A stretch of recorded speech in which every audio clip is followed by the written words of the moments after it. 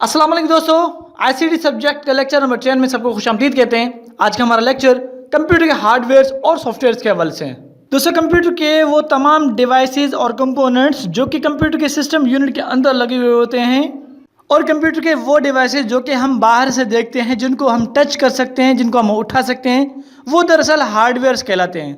इसी तरह से कंप्यूटर के मशीन के अंदर परफॉर्म होने वाले फंक्शंस, ऑपरेशंस, टास्क, इंस्ट्रक्शंस या फिर स्क्रीन पे दिखाई देने वाली सब चीज़ें दरअसल सॉफ्टवेयर्स होते हैं, जिनको हम देख सकते हैं लेकिन टच नहीं कर सकते।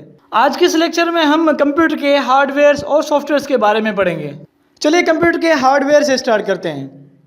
जिस तरह से मैंने कहा कि कंप्यूटर के सिस्टम के अंदर लगे हुए कंपोनेंट्स या फिर वो कंपोनेंट जो कि हमें बाहर नजर आते हैं, जिनको हम टच कर सकते हैं, वो दरअसल हार्डवेयर होते हैं। तो आइए इन हार्डवेयर की एक डेफिनेशन है, इस डेफिनेशन को देख लेते हैं।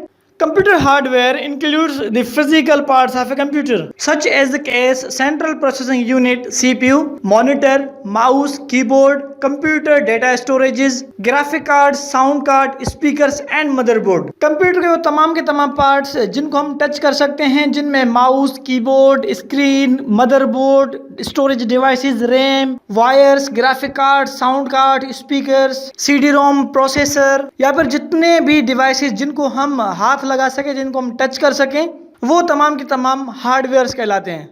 इसी तरह से सॉफ्टवेयर कंप्यूटर के वो पार्ट्स होते हैं जो कि नॉन टचेबल होते हैं, जिनको हम टच नहीं कर सकते, जस्ट उनको देख सकते हैं और चला सकते हैं। और ये सॉफ्टवेयर दरअसल इंस्ट्रक्शंस की कॉम्बिनेशंस होते हैं जो कि हार्डवेयर को कंट्रोल कर रहे होते हैं। कंप्यूटर के सॉफ्टवेयर की एक छोटी सी डेफिनेशन है, उस डेफिनेशन को देख लेते हैं। Computer software is a program that enables a computer to perform a specific task as opposed to the physical components of a system. Computer software कुछ प्रोग्राम्स होते हैं जिनकी मदद से कंप्यूटर कोई टास्क परफॉर्म कर सकता है, और ये सॉफ्टवेयर्स नॉन टचेबल होते हैं, जिनको हम टच नहीं कर सकते, सिर्फ और सिर्फ इनको हम देख सकते हैं और चला सकते हैं। कंप्यूटर के सॉफ्टवेयर्स के बिना कंप्यूटर के हार्डवेयर जो हैं वो किसी काम के नहीं होते, क्योंकि कंप्यूटर अपने जितने भी टास्क परफॉर्म कर रहा होता है वो इन सॉफ्टवेयर्स की मदद से ही कर रहा होता है, और यही सॉफ्टवेयर्स कंप्यूटर के हार्डवेयर को कंट्रोल कर रहे होते हैं। Computer software sometimes abbreviated as SW।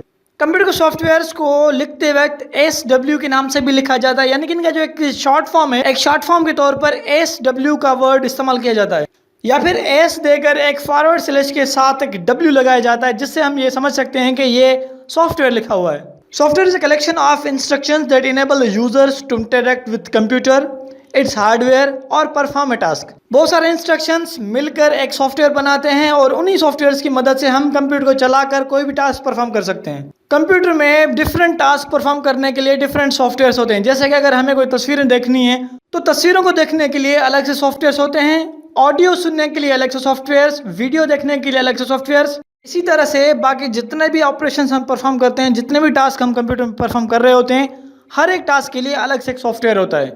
First lecture से अब तक हम बार बार इंस्ट्रक्शंस और सॉफ्टवेयर्स के बारे में पढ़ते आ रहे हैं, लेकिन हमें ये क्लियर नहीं हो पा रहा कि दरअसल असल शेप में ये इंस्ट्रक्शंस और सॉफ्टवेयर्स होते कैसे हैं। तो जिन जिन स्टूडेंट्स को इसके बारे में कंफ्यूजन है, तो इस लेक्चर में वो सब के सब क्लियर हो जाएंगे। इस कंफ्यूजन को दूर करने के लिए एक छोटी सी मिसाल दे देता हूँ कि जब भी हम कोई फाइल डिलीट करते हैं तो हमारे सामने एक मैसेज शो हो जाता है, जिसपे लिखा हुआ होता है are you sure you want to delete, और उसके नीचे कुछ ऑप्शंस होते हैं जिसपे येस, नो, डिलीट, कैंसिल वगैरह वगैरह इस तरह के ऑप्शंस दिए जाते हैं। उसी मैसेज बॉक्स में जितने भी बटन्स होंगे, उन बटन्स पे क्लिक करने से वही स्पेसिफिक टास्क परफॉर्म हो जाता है। वो कैसे? दरअसल उन बटन्स के बैक एंड पर एक कोड होता है जो कि कंप्यूटर के C ड्राइव में होते हैं, और वो कोड्स इस शेप में होते हैं, और इन्हीं कोड्स को हम इंस्ट्रक्शंस कहते हैं, और यही इंस्ट्रक्शंस मिलकर सॉफ्टवेयर्स बनाते हैं। अगर आप इन फाइल्स को देखना चाहें तो कंप्यूटर के C ड्राइव में जाकर आप देख सकते हैं, लेकिन ध्यान रहे कि वहां पर किसी भी फाइल को आपने डिलीट नहीं कर देना है। अगर वहां पर फाइल्स को आप डिलीट करेंगे तो आपका सिस्टम जो है ठीक से फंक्शंस परफॉर्म नहीं कर पाएगा। अब हो सकता है आप उनमें से एक ऐसा फाइल डिलीट कर दें जो कि फोल्डर्स क्रिएट करने वाला फंक्शन हो, या फिर इमेजेस दिखाने वाला कोई फंक्शन हो, तो जो भी फाइल आप डिलीट करेंगे तो वो फंक्शन आपके कंप्यूटर में परफॉर्म नहीं होगा। चलिए वापस हम अपने टॉपिक की तरफ आते हैं। हम इस मैसेज बॉक्स के बारे में बात कर रहे थे कि इस पे अगर दो बटन्स हैं, जिसपे कैंसिल, दूसरा डिलीट है। अगर हम डिलीट वाला बटन प्रेस करते हैं तो पर्टिकुलर जो फाइल है वो डिलीट हो जाता है, और कैंसिल पे अगर हम क्लिक करते हैं तो वो फंक्शन जो है वो कैंसिल हो जाता है, यानी कि वो टास्क हम परफॉर्म कर रहे होते हैं वो कैंसिल कर देते हैं हम। اصل میں آپریشنز پرفارم کرنے کا کمال ان بٹنز کا نہیں ہوتا، بلکہ اس کے بیک اینڈ پر جو کوڈ ہوتے ہیں جن کو ہم انسٹرکشنز کہتے ہیں، جو کہ کمپیوٹر کے اپنی میموری میں پڑے ہوئے ہوتے ہیں، پرماننٹلی پڑے ہوئے ہوتے ہیں، وہ دراصل یہ ٹاسک پرفارم کر رہے ہوتے ہیں۔ کمپیوٹر کے اندر جو سافٹ ویئرس چلتے ہیں صرف وہی سافٹ ویئرس نہیں ہوتے، بلکہ جو ویب سائٹس ہم ایکسیس کرتے ہیں وہ بھی دراصل سافٹ ویئرس ہی ہوتے ہیں، جو کہ ویب پیجز کے شیپ میں ہوتے ہیں۔ اب اگر ہم کسی ویب پیج کا کوڈ دیکھیں اور یہ کس طرح سے بنتے ہیں، آئیے اس کا ایک ایگزامپل دیکھتے ہیں۔ ویب پیجز یعنی کہ ویب سائٹ کے پیجز بنانے کے لیے بہت سارے ایڈیٹرز کا استعمال کیا جاتا ہے۔ اب جیسے کہ میرے پاس جو ایڈیٹر انسٹالڈ ہے، سب سے پہلے میں اس ایڈیٹر کو اوپن کروں گا تاکہ میں کوڈ کر سکوں اور کوڈ آپ کو شو بھی کروا سکوں۔ اب یہاں پر میرے پاس آلریڈی کچھ ویب سائٹ کے ویب پیجز یہاں پر اویلیبل ہے، جن کے کوڈز میرے پاس ہیں جو کہ ڈفرینٹ ٹاسک پرفارم کرتے ہیں۔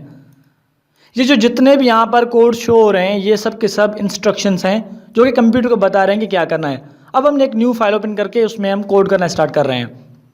تو اب دیکھیں یہاں پر میں نے کوڈ اسٹارٹ کر دیا، دین HTML میں لکھ کے اب اس کے اندر ہیڈ سیکشن لگا کر یہاں پر میں کوئی ٹائٹل دینا چاہوں گا جو کہ براؤزر کے پرٹیکولر ایک ٹیب میں اوپر شو ہو۔ اب یہاں پر میں اس کا ٹائٹل دے رہا ہوں دس از مائی ویب سائٹ۔ اب یہ جسٹ ٹائٹل یعنی کہ ٹیب میں شو ہوگا۔ دین اس کے بعد ہم باڈی اسٹارٹ کریں گے، باڈی کے اندر جو ہمیں شو کرنا ہے تو ہم وہ یہاں پر اسٹارٹ کریں گے۔ تو اب باڈی میں وہ ساری چیزیں شو ہوں گی جو کہ براؤزر کے اندر جو کنٹینٹس شو ہوتے ہیں۔ اب یہاں پر میں ایک ہیڈنگ لگا رہا ہوں H1 کی مدد سے، دس از مائی فرسٹ ویب سائٹ۔ تو فرسٹ ویب سائٹ کے لیے یہاں پر میں نے لکھ دیا مائی فرسٹ ویب سائٹ۔ دین اس کو میں سیو کر رہا ہوں فائل میں جا کر، اور یہاں پر ڈیسک ٹاپ کو سلیکٹ کر کے اس پرٹیکولر فولڈر میں جا رہا ہوں جہاں پہ اس کو سیو کرنا ہے۔ اس کے بعد اس کا نیم یہاں پر لگا کر .html کی مدد سے اس کو سیو کر رہا ہوں، اور دین یہاں پر ہم فولڈر میں جائیں گے اور اسی براؤزر فائل کو اوپن کریں گے۔ اب یہاں پر دیکھیں جو میں نے ٹیکسٹ لکھا تھا وہی ٹیکسٹ یہاں پر آ رہا ہے۔ اٹ مینس کہ یہ ٹھیک سے کام کر رہا ہے، یعنی کہ یہ کوڈ صحیح سے کام کر رہا ہے۔ سو اب جو ہے یہاں پر میں تھوڑا سا اس میں ایڈیٹنگ پرفارم کر رہا ہوں۔ یہاں پر اس کو سلیکٹ کر کے کاپی اینڈ دین اس میں کچھ چینجز کر رہا ہوں، computer information and knowledge by KB بروئی۔ اب یہاں پر میں نے لکھ دیے۔ اب اس کو سیو کر کے میں واپس براؤزر میں جا رہا ہوں اور اس کو ریفریش کر رہا ہوں۔ تو اب یہاں پر دیکھیں یہ یہاں پر آ گیا۔ اب اگر ٹائٹل اور سیکشن میں جائیں، یہاں پر ٹائٹل میں دس از مائی ویب سائٹ لکھا ہوا، اس کو میں چینج کرنا چاہ رہا ہوں، میں اس میں کچھ اور ٹیکسٹ لکھنا چاہ رہا ہوں۔ تو ہم کیا کریں گے، یہاں پر ٹائٹل میں جا کر وہاں پر اس کو چینج کریں گے، دس از مائی ویب سائٹ کو کٹ کر کے یہاں پر KB's ویب سائٹ لکھ کے اب ہم براؤزر میں جائیں گے، اس کو ریفریش کریں گے۔ اب دیکھیں یہاں پر KB's ویب سائٹ آ گیا۔ تو اس طرح سے یہ کوڈز کام کر رہے ہوتے ہیں۔ اب ہمیں یہ تو آئیڈیا ہو گیا کہ ویب پیجز کس طرح سے بنتے ہیں، لیکن اب ہم آتے ہیں کسی بنے ہوئے ویب پیج کے سورس کوڈ کو دیکھتے ہیں۔ اب گوگل تو سب نے ہی استعمال کیا ہوگا، تو آئیے گوگل کے ویب پیج کو دیکھتے ہیں۔ گوگل کے پیج کو اوپن کر کے رائٹ کلک کریں گے اور یہاں پہ انسپیکٹ میں جائیں گے۔ اب سائڈ میں آپ دیکھ رہے ہیں کہ وہ تمام کے تمام کوڈز کھل رہے ہیں جو کہ اس پیج سے ریلیٹڈ ہیں۔ اب یہ جو بٹن آپ دیکھ رہے ہیں جس پہ گوگل سرچ لکھا ہوا ہے، اس کو ہم نے دیکھنا ہے تو سلیکٹر کو استعمال کریں گے اور یہاں پر اس بٹن پہ کلک کر کے اس کے کوڈ کو اوپن کریں گے جہاں پر اس کے ویلیو گوگل سرچ لکھا ہوا ہے۔ اب اس کو میں یہاں پہ چینج کرنا چاہ رہا ہوں، گوگل کو ہٹا کر یہاں پر میں KB لکھنا چاہ رہا ہوں، تو یہ KB لکھ دیا میں نے۔ اب یہاں پر یہ دیکھ رہے ہیں بٹن پہ KB سرچ لکھا ہوا ہے، اور دوسرا یہ جو بٹن آپ دیکھ رہے ہیں جس پہ I am feeling lucky لکھا ہوا ہے، اس کو مجھے چینج کرنا ہے۔ سلیکٹر استعمال کروں گا اس بٹن پہ کلک کر کے اور اس کے ویلیو کو جا کے چینج میں کروں گا۔ یہاں پر I am feeling لکھا ہوا ہے، اس کو میں I am not feeling میں چینج کروں گا۔ تو اب دیکھیں گے کہ اس بٹن پہ جو اوریجن لکھا ہوا ہے وہ چینج ہو جائے گا، I am not feeling lucky۔ تو اس طرح سے آپ ان کے کوڈز کو جا کے تھوڑی بہت اس میں چینجز کر سکتے ہیں، لیکن یہ پرماننٹ نہیں ہوتی، بہرحال ریفریش کرنے سے یہ ہٹ جائیں گے یہاں سے۔ کمپیوٹر کے یہی سافٹ ویئرس اور انسٹرکشنز دراصل پروگرامنگ لینگویجز کی مدد سے لکھے جاتے ہیں، جن میں C++, C#, جاوا، اینڈرائڈ اور بہت سارے پروگرامنگ لینگویجز کی مدد سے ہی بنائے جاتے ہیں۔ اب سوال یہ ہے کہ ان سافٹ ویئرس یا انسٹرکشنز کو بنانے والے، ان کو ڈیولپ کرنے والے کون ہیں؟ تو جواب یہ ہے کہ ان سافٹ ویئرس کو بنانے والے سافٹ ویئر ڈیولپرز ہوتے ہیں۔ Soft where developer is a person who writes code for computer soft where. یہی soft where developers different programming languages کی مدد سے کمپیوٹر اور اسمارٹ فون کے لیے اپلیکیشنز کریٹ کرتے ہیں۔ چلیے اب ہم یہ جانتے ہیں کہ کمپیوٹر کے ہارڈ ویئرس کون بناتے ہیں۔ تو مختلف کمپنیز ہیں جو کہ ان کے ہارڈ ویئرس کو بناتی ہیں، جس میں IBM، لینووو، پیناسونک، سونی، HP، سیمسنگ، ڈیل۔